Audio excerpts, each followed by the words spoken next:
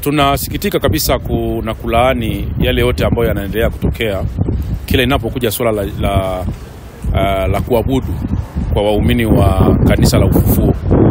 Leo tumetuona matukio yale ambayo yamekuwa yakijitokeza mara kwa mara Jumapili kwa wale waumini wa kanisa la Ufufuo wanapotaka kutimiza haki yao ya kuabudu.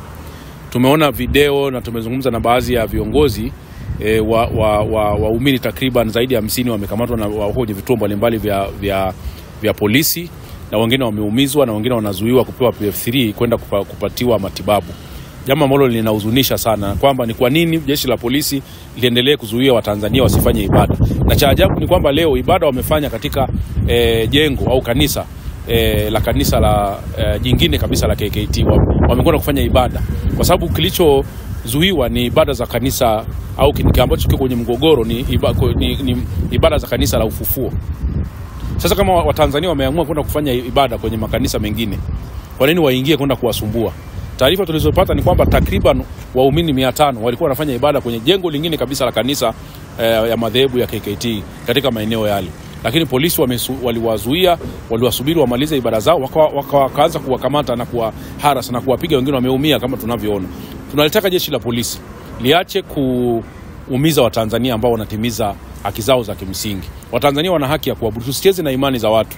Tuendelee kusumbua haki za watu maeneo mengine, lakini inapokuja kwenye maeneo ya imani na dini, imani ni kitu kigumu sana na ni hatari sana kucheza nacho. Tunaendelea kushauri watu wa kanisa hili waachiwe waendelee kufanya ibada zao, lakini pia ipatikane suluhu haraka kuhusiana na mgogoro wa kanisa hili. Kwa namna moja au nyingine hakuna sababu yote ya msingi ya kuzuia Watanzania hawa wasifanye ibada zao za kuabudu, kwa sababu hawana pa kwenda. Wale ndio imani yao wameichagua, na kuwazuia ni kwamba ni kutengeneza mazingira ya taharuki, migogoro na taswira mbaya kwa taifa letu. Hakuna sababu ya msingi. Jeshi la polisi limeshaona barua ya wizara, limeshaona na maamuzi mengine ya mahakama. Kwa nini mnaendelea kuwasumbua hawa watu wanapotaka kufanya ibada? Walau tungekuwa na ubinadamu wakati shauri lao linaendelea au swala hili lako liko linaenda kufanywa kazi, wangeachiwa. Wameshatafuta njia nyingine, wamekwenda kwenye madhehebu mengine kufanya ibada. Kwa nini uingie kwenye dhehebu zingine ambalo lina mgogoro kwenda kuwakamata na kuwapiga watu? Hilo ni jambo ambalo kwa kweli linatufedhesha na lazima tukemee viongozi wote wanaohusika.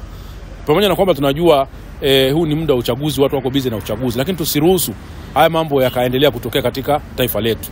Na watu wote wanaohusika, Watanzania wote, tujaribu kushauri serikali, kujaribu kusimama na kukemea haya matukio. Leo yameanza na kanisa dogo la Ufufuo. Haya matukio yamekuwa yakiendelea kujitokeza na yanaleta madhara kubwa na chuki. Tuliona viongozi wengine wa taasisi dini zingine miaka ya nyuma wakisumbuliwa. Tuliona Sheikh Ponda akipigwa risasi kule Morogoro. Tuliona mashehe wengine wakiwa wanasumbuliwa na kuwekwa ndani. Kitendo cha kuanza kuwasumbua viongozi wa dini ni kitendo kibaya sana, kwa sababu kinajenga chuki kwa watu wengi sana. Yaani unaweza kuwa unasema unadili na watu 500 au 2000, lakini ukajikuta kwamba unatengeneza chuki na maelfu na malaki ya Watanzania ambao ni waumini wa mrengo huo. Kwa hiyo migongano ya namna hii inapojitokeza, ni vyema watu kutafuta namna ya kukaa chini na kutatua changamoto hizo. Kwa hiyo tunalitaka jeshi la polisi waachie wale wote waliokamata na wale ambao wameumizwa na mpaka sasa hivi wananyimwa PF3. Kwanza hospitali zingine mkiona kuna mazingira kama hayo, watibuni wale watu kuliko waje wafie kwenye corridors za hospitalini. Kama kuna mtu anavuja damu, ameumia, ni vyema akatibiwa.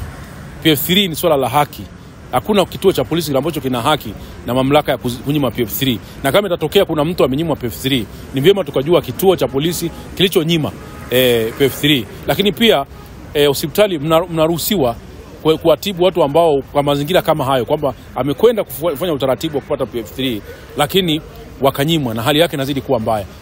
Tuokoe maisha ya mtu kuliko itokee kwamba kuna muumini amekufa kwa sababu amenyimwa PF3 ya kwenda kutibiwa. Kwa hiyo kwa ufupi tu ni kwamba sisi tunashauri sana bado viongozi wa serikali wanaohusika na usajili wa makanisa waone namna ya kuwatafuta hawa watu, na wako tayari kwa mazungumzo, namna ya kutatua tatizo hili, ili wananchi hawa waendelee kupata fursa ya kuendelea kuabudu na kutimiza haki zao za kikatiba za kuabudu. Kwa sababu at the end of the day hata ukifunga kanisa, hayo majengo ni majengo tu. Kila mtu ana imani yake. Mimi na imani yangu, Hata ukifunga kanisa ndaendelea kuabudu tu, ukifunga madhehebu yaliyosajiliwa ndaendelea kuabudu tu. Mungu yupo na watu wana imani zao, huwezi kuziondoa. Swala la imani sio la kuondoa. Unaweza kufuta chama cha siasa, unaweza kufuta mashirika, unaweza kufuta, lakini imani za kuabudu huwezi kuzifuta. Kwa hiyo tutende kwa mujibu wa haki. Tuzingatie sana imani za watu.